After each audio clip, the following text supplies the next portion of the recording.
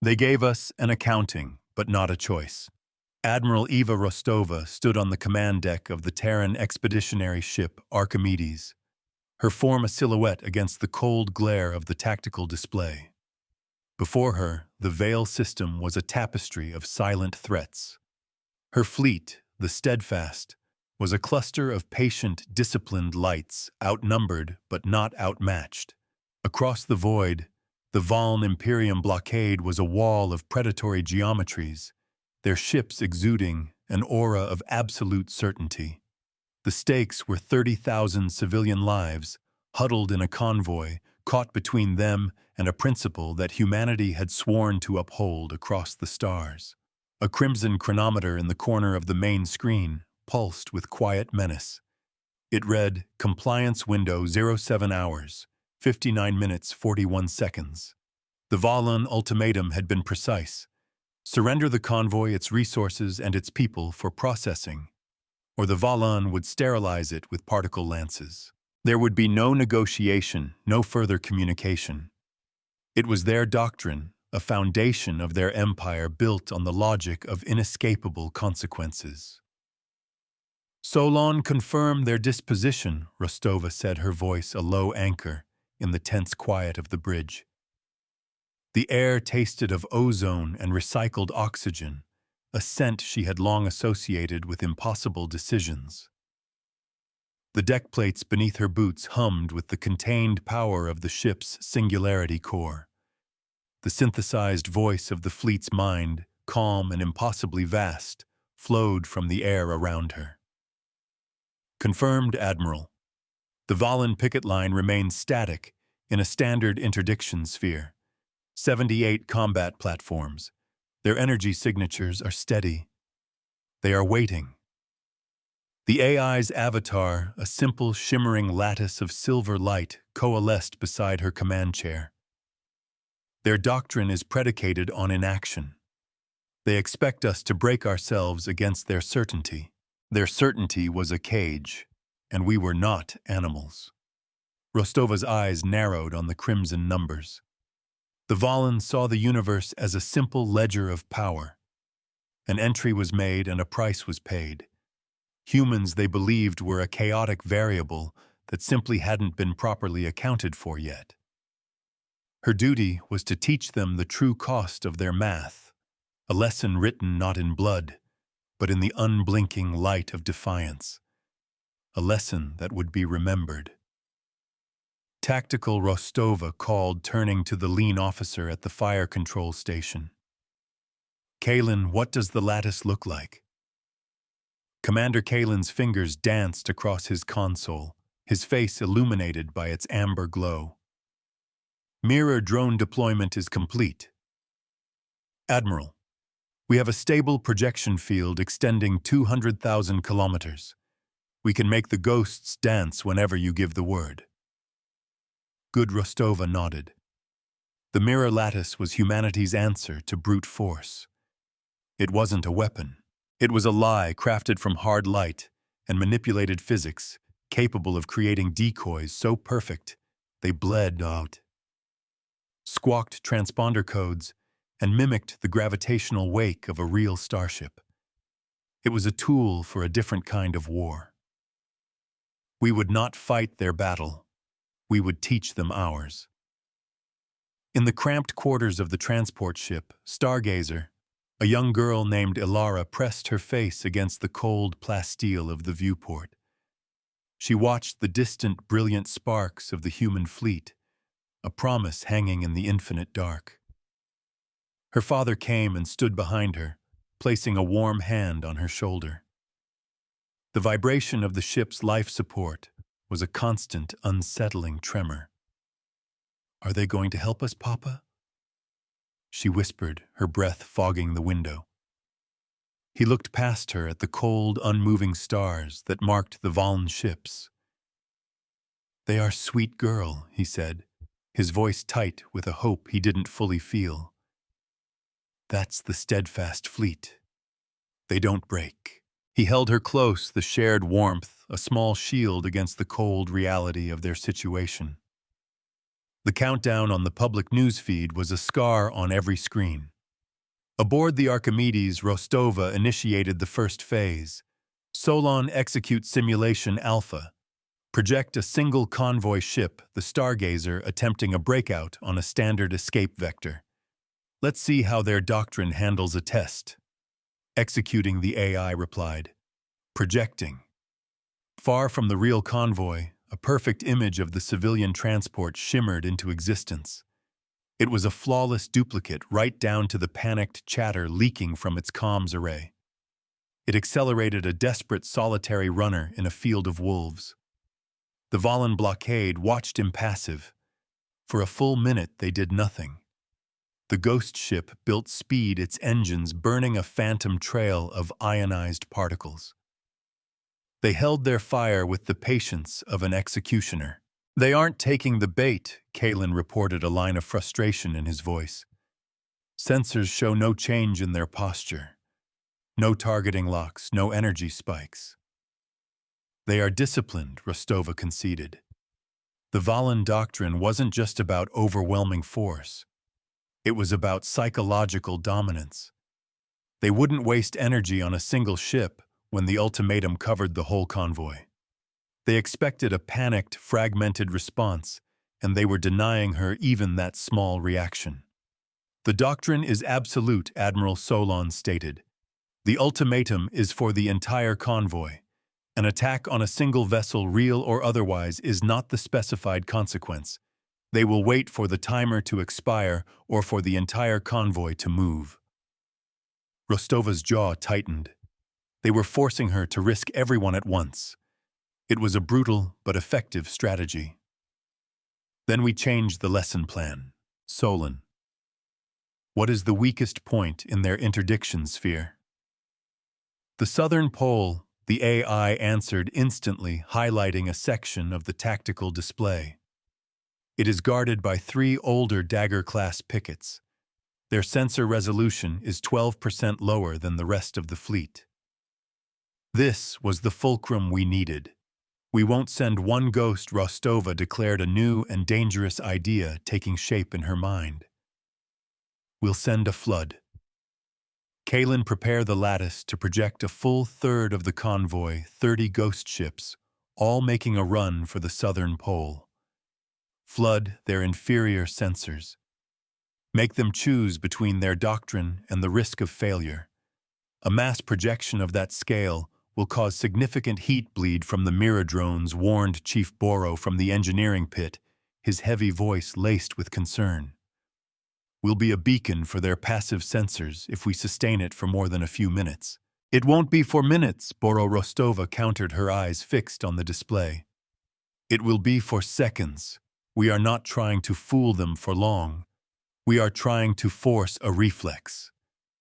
Brace for the reckoning. Execute, she commanded. On my mark. The bridge crew moved with quiet efficiency, their actions a well-rehearsed symphony of preparation. Rostova watched the chronometer tick down. 7 hours and 42 minutes. Every second felt like a lifetime. Mark. In the void, 30 new lights flared into being. Not a timid breakout, but a stampede. The ghost ships accelerated hard, their phantom drive washing the southern pole of the Volon blockade in a wave of simulated energy. This time the Volon reacted. Rostova's gamble was that the sheer scale of the breakout would trigger a localized, pre-authorized response from the southern pickets, forcing them to act before consulting their high command. Targeting lasers, thin as spider silk, lanced out from the 3 Dagger-class ships. They were precise, calculated shots, but they didn't target the center mass of the ghost ships. They fired at a point 3 seconds ahead of their projected course. The beams sliced through the empty space where the decoys would have been, and directly through the deployed position of a Terran escort frigate, the TES Lancer, which had been providing forward sensor data. Their calculus had a cost, and we were the first to pay it. Alarms blared across the Archimedes bridge. The Lancer is hit, Kalen shouted, his composure cracking for the first time. They fired through the decoys. Portside armor breached atmospheric venting from decks 3 and 4. Damage control teams responding. Boro added, his voice grim. We have casualties. Rostova felt a cold knot tighten in her stomach. It was a tangible cost, a miscalculation on her part. She had underestimated their predictive targeting. They hadn't aimed at the decoys. They had aimed at where the decoys were going, and the Lancer had been caught in the path of their cold, efficient geometry.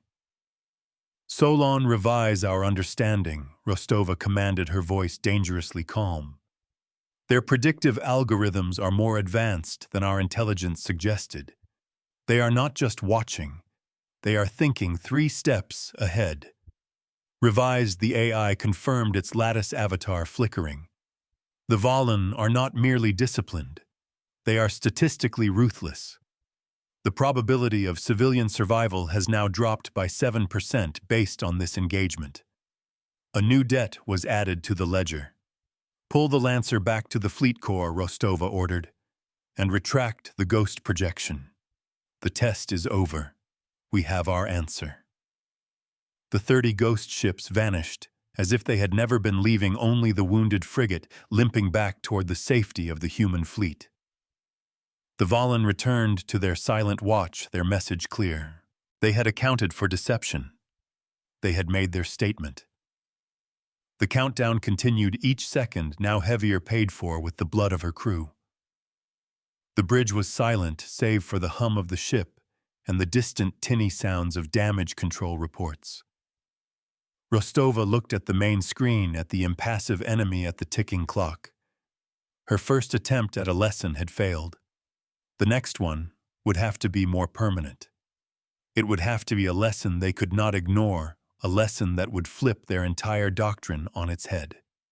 The board was set, but we would change the rules of the game. Inside the medbay of the TES Lancer, a young ensign lay on a biobed, his face pale with shock. A plasma burn ran across his arm, a searing, angry red against his skin. A medical drone hummed quietly as it worked knitting tissue back together with microscopic precision. He could feel the vibration of the struggling ship through the bed, a constant reminder of how close they had come. All for a ghost. He closed his eyes, the glare of the medbay lights too bright. He could still see the flash, the silent scream of tortured metal. On the Archimedes, the mood was somber. Rostova stood before the tactical display, replaying the Valen's attack vector again and again. The beams had been a perfect calculation of speed and trajectory. Too perfect. They hadn't just predicted the course. They knew it. They didn't predict our vector, Solon, she said quietly. They had it confirmed. How unknown. Admiral, the AI responded. The silver lattice of its avatar seemed to tighten, a visual representation of immense processing power being brought to bear. The mirror drones project a complete spectral and gravimetric profile. There should be no discernible difference from a real ship until the moment of impact. This was the mystery that could break us. Kalen, what did the Lancer see in the seconds before the hit? Rostova asked, turning away from the replay. The tactical officer brought up the frigate's sensor logs. He scrubbed through the data, his brow furrowed in concentration. Standard energy signatures from the Valen pickets. The decoys were holding steady. Wait. He paused, magnifying a section of the data. There was a background energy surge, extremely low frequency. It wasn't a weapon, and it wasn't a sensor ping. It was a resonance wave. A resonance wave, Boro echoed from the engineering pit. That's old tech. You use it to find structural weaknesses in asteroids, not to target ships. Unless Solon interjected, its voice sharp with discovery, the wave is tuned to a specific material. A material present in our ships, but not in the hard light projections of the mirror drones. Their ghosts could see our bones. Rostova felt a chill run down her spine. Our hull plating. The resonant frequency of our trimetallic alloy. They're not targeting the decoys. They're pinging for the real ships hiding among them and firing on the one that responds. The Lancer was the only real ship in that sector, so it was the only one that faintly rang in response to their wave. It was a devastatingly simple and effective counter to their most advanced deception technology. Humanity's clever lies were being undone by a crude but brilliant physical truth. The Valen weren't just waiting. They were actively hunting for the truth amid the fog of war she had created. "This changes everything," Kalen murmured, staring at the data. "We can't hide ships among the decoys. We can't run the blockade. They can pick off any real ship at their leisure." The logic was inescapable. The weight of 30,000 civilian lives pressed down on Rostova. The chronometer read 6 hours, 51 minutes. The path to a clever, bloodless victory had just slammed shut. For a moment, the silence on the bridge felt like a prelude to defeat. "Then we will not hide," Rostova said, her voice cutting through the despair. "We will do the opposite. We will make the truth our shield. Solon, I need a new plan. Hold the line, for the dawn is coming." The AI's lattice pulsed. The probability of a successful breakout under these conditions is 2.3%, Admiral. The most logical course of action remains negotiation from a position of... "There is no negotiation," Rostova cut in her tone, leaving no room for argument. "Their doctrine forbids it." "Logic is not the only variable in this equation, Solon. We are the other variable. Now give me a plan that doesn't involve running." The conflict triangle was laid bare. Solon's cold calculus pointed toward surrender. The Valen's rigid doctrine demanded it. Rostova's human resolve refused it. She was standing at the nexus of a choice that would define not just the outcome of this battle, but the very principle her fleet represented. "We cannot run through them." Rostova reasoned, her gaze sweeping across the tactical map. "So we will make them come to us. Boro, can the mirror drones be reconfigured? I don't want them to project ships. I want them to project... nothing." The engineering chief looked up, his expression baffled. "Nothing, Admiral." "You want to project empty space precisely," Rostova confirmed. "I want to create a corridor. A perfect sensor-verified, meter-by-meter safe passage right through their blockade. We will use the lattice to absorb and redirect their sensor pings, creating a tunnel of true silence. We will make it look like we have found a hole in their net. The emptiness will be our greatest deception." Kalen caught on first, his eyes widening. "You're creating bait. An open road. It's too good to be true, and they'll know it." "Exactly." Rostova smiled, a grim, wolfish expression. "They will know it's a trap. Their doctrine of absolute certainty will compel them to act. They cannot allow a perceived weakness to exist. They will collapse their formation to close the hole. They will pour their ships into our corridor. And when they do," Boro asked, leaning forward, the implications of the strategy dawning on him. "When they commit their forces to the center," Rostova said, pointing to a spot on the map, "they will be blind. Their own ships will be masking their sensors. That's when we move the convoy. Not through the corridor, but around the edges in the chaos of their own repositioning.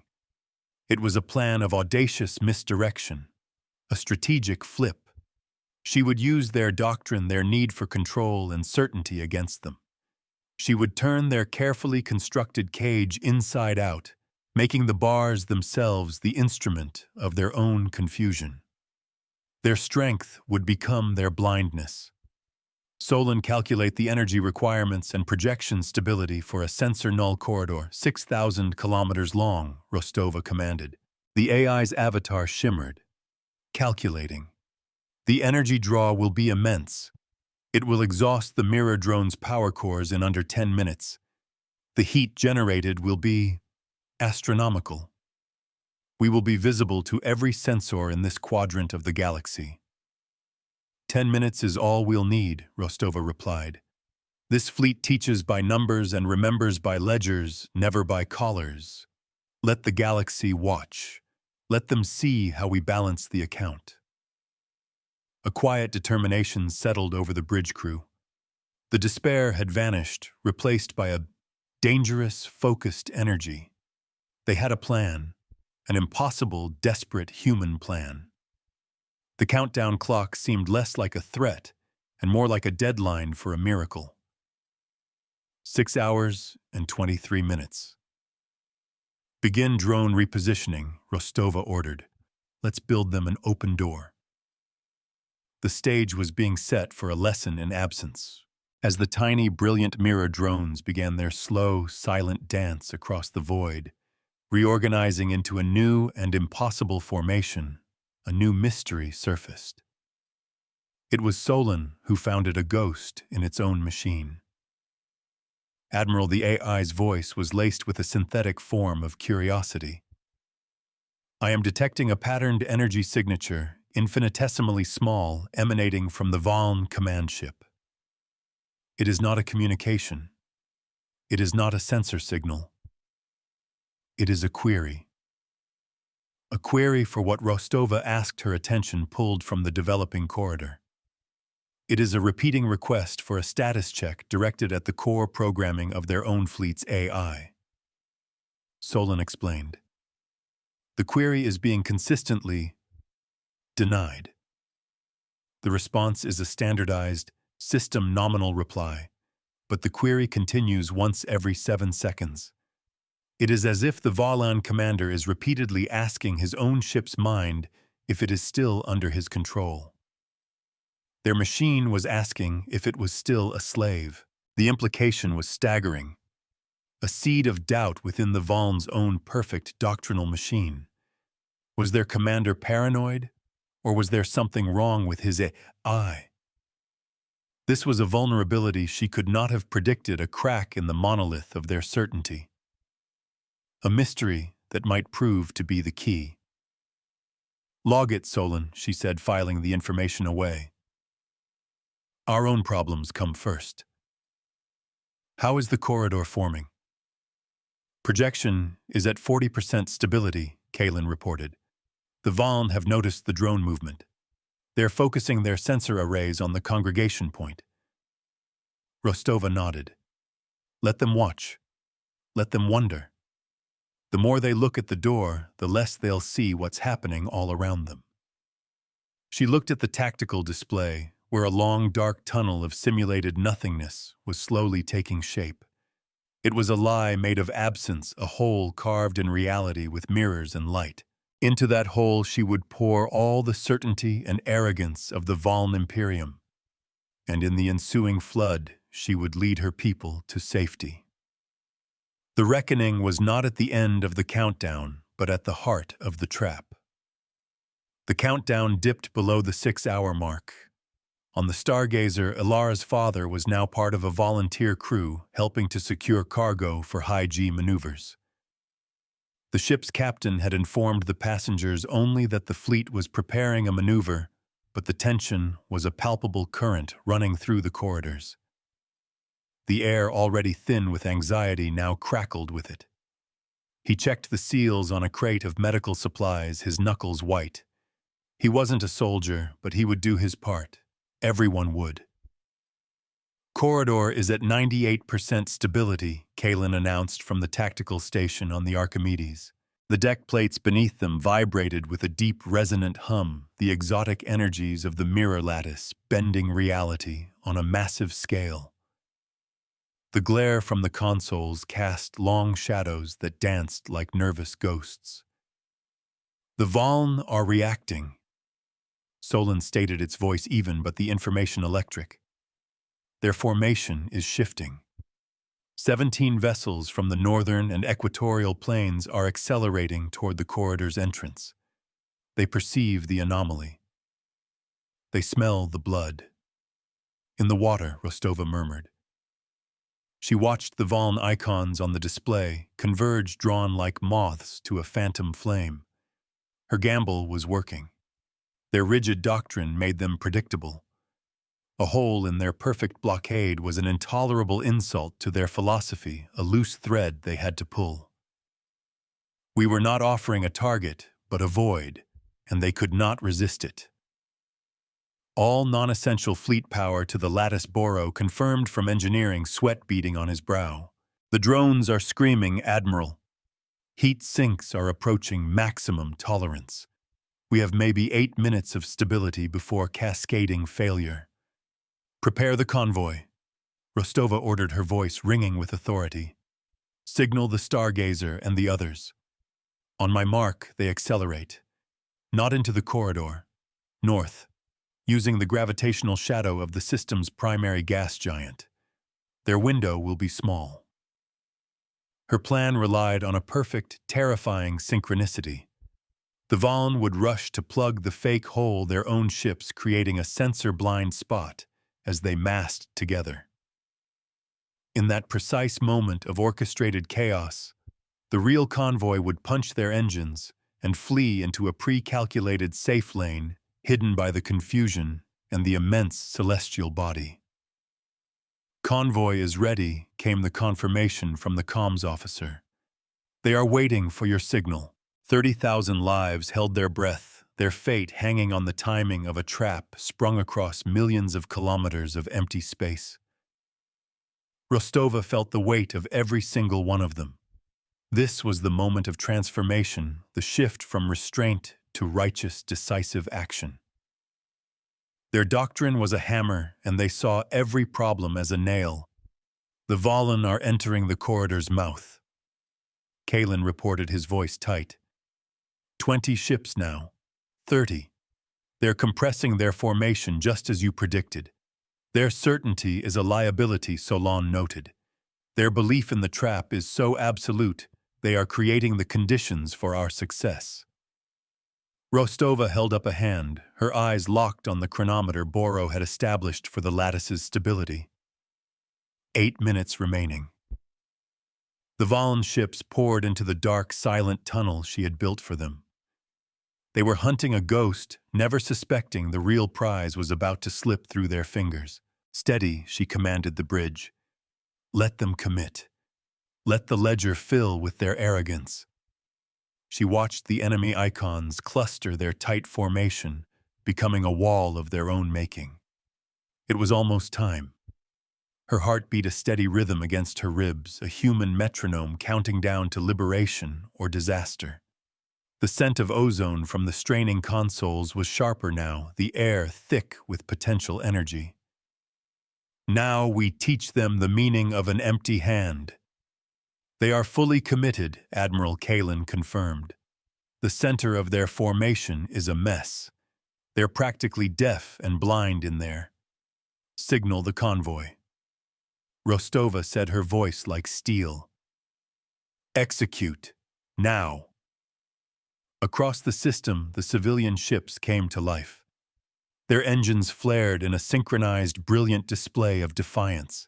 They surged forward, not toward the trap, but away from it, hugging the curve of the massive gas giant, their path masked by its immense gravity well, and the chaos of the Valen's own making. For a few precious seconds, it worked. The convoy accelerated undetected. But the Valen were not fools. A secondary picket ship, one that had not joined the rush, registered the faint engine flares. Its sensors, unobscured by the central scrum, caught the truth. An alarm klaxoned on the Archimedes. Convoy detected, the comms officer yelled. A Valen frigate on the far perimeter is moving to intercept their net, had one last strand. The plan had been nearly perfect, but nearly wasn't good enough. A single enemy ship, fast and unencumbered, was vectoring to cut off the convoy's escape. It would reach the intersection point in less than 4 minutes. The convoy, with its slow civilian drives, could not outrun it. Solon, project a squadron of interceptors to engage it, Rostova snapped. Negative, Admiral, the AI replied instantly. All mirror drones are locked into maintaining the corridor. To divert them would cause the entire projection to collapse. The main Valen force would be free to attack. They were caught. To save the convoy, she would have to drop the illusion that held the bulk of the Valen fleet in check. To maintain the illusion, she had to sacrifice the convoy to the lone frigate.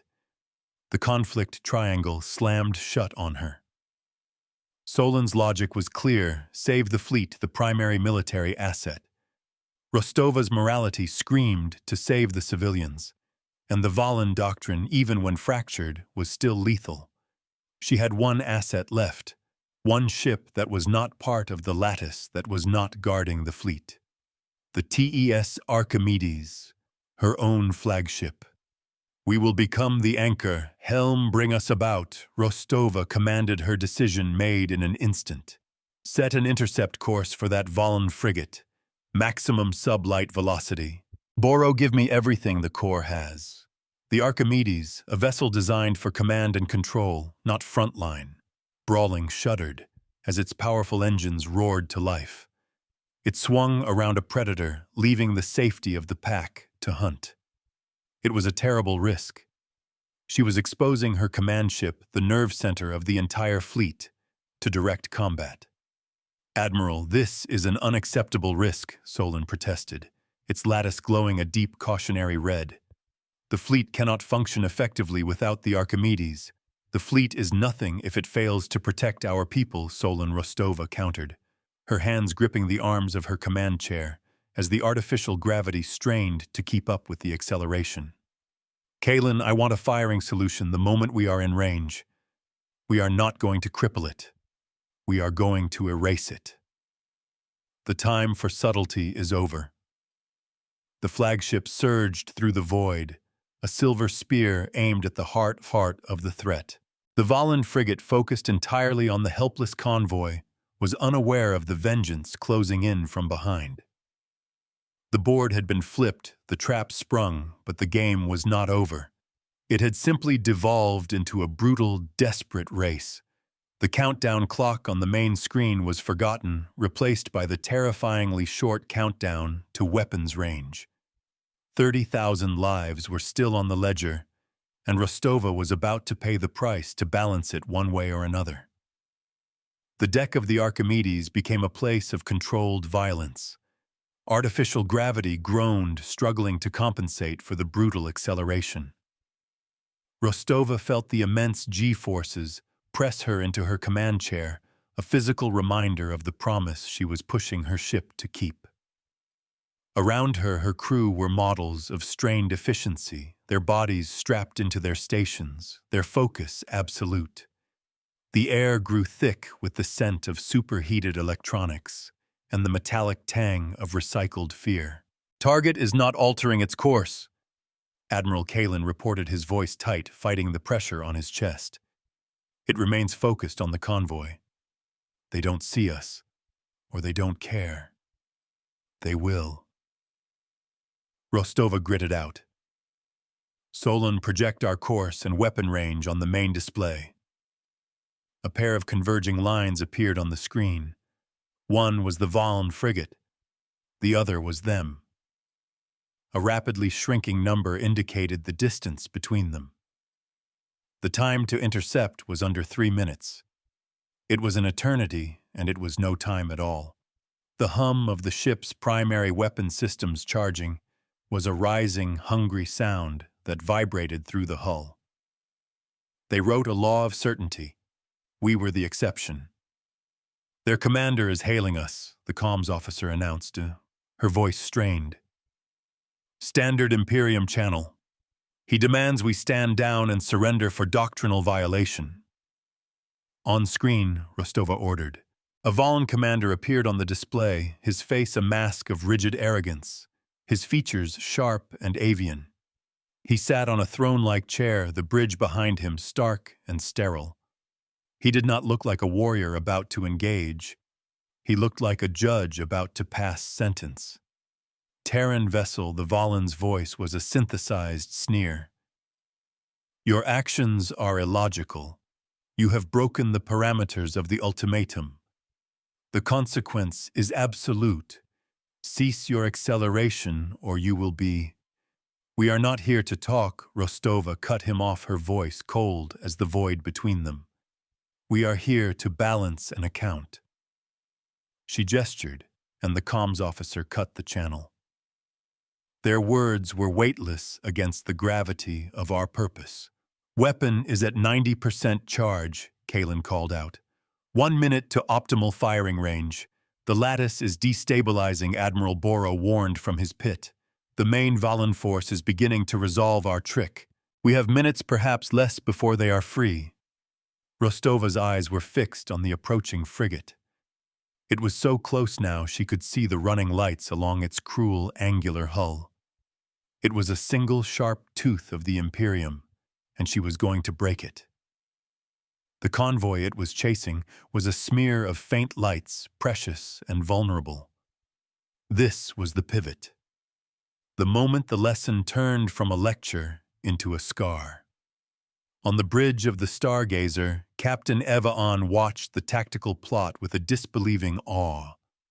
He saw the Valen frigate, a symbol of their impending doom, and he saw the impossible, glorious sight of the Terran flagship, the Archimedes itself, charging in like an ancient hero. His passengers and crew had been told to brace for evasive maneuvers, but they knew the truth. They were too slow. Their lives now rested on that one beautiful, suicidal ship. "Hold on," he whispered into the ship-wide comm. "Just hold on." They would not die alone in the dark. "We are in range," Kalen stated, his fingers poised over the firing stud. "Fire," Rostova commanded. The Archimedes unleashed its main weapon. Not a laser, not a missile, but a lance of pure, focused gravimetric force. It was a weapon designed to tear apart the very fabric of space-time. The beam was invisible, but its effect was instantaneous and absolute. A wave of distortion erupted from the front of the flagship, and the Valen frigate simply came apart. There was no explosion in the traditional sense. The ship's hull warped, twisted, and then shattered into 1,000 pieces, its internal energies blooming into a brief, silent flower of plasma and light. The vessel ceased to exist, its component atoms scattered into the uncaring vacuum. It was a swift, brutal, and undeniable statement. A debt was paid in full. A cheer erupted on the Archimedes bridge, raw and triumphant, but it was cut short by a violent shudder. An alarm screamed. "Report," Rostova snapped. "Retaliatory fire." Kalen gasped, pointing at the debris field. The frigate's automated defense system fired a plasma volley in its death throes. "We took a hit on the port bow. Containment fields are holding, but we have minor hull breaches on Deck 7, Boro reported, his voice grim. "Power conduits are fused. We've lost 20% of our forward sensor acuity." It was another cost. A physical wound to her own ship. A reminder that no lesson is taught for free. Rostova looked at the main screen. The convoy was still accelerating, the path before them now clear. But behind them, the main Valen fleet was stirring. Admiral Solon's voice cut through the momentary chaos. "The mirror lattice has failed. The corridor is gone. The Valen main fleet is no longer blind. They see the convoy. They see us. And they are enraged." Their anger was a storm, and we were standing in the open. On the tactical display, the tight cluster of Valen ships began to unravel. They broke formation, their icons turning a furious red. They had been tricked, humiliated, and one of their ships had been obliterated. Their doctrine had been violated, and now they were coming to collect the price with overwhelming, undisciplined force. "They are accelerating on multiple vectors," Kalen said, his voice now grim. "They'll be on top of the convoy in 10 minutes. On us in 5. We can't outrun them, and we can't fight a fleet of that size." The weight of the situation settled back onto the bridge heavier than before. They had won the skirmish, but in doing so they had exposed themselves to the full fury of the war. They had traded a single calculated threat for a chaotic, all-consuming one. Solon Rostova said, her voice quiet but clear. "That query you detected earlier, the Valen commander checking the status of his own AI. Is it still happening?" "Yes, Admiral," the AI confirmed. "The interval has shortened. Once every 3 seconds now. It is a feedback loop of profound distrust."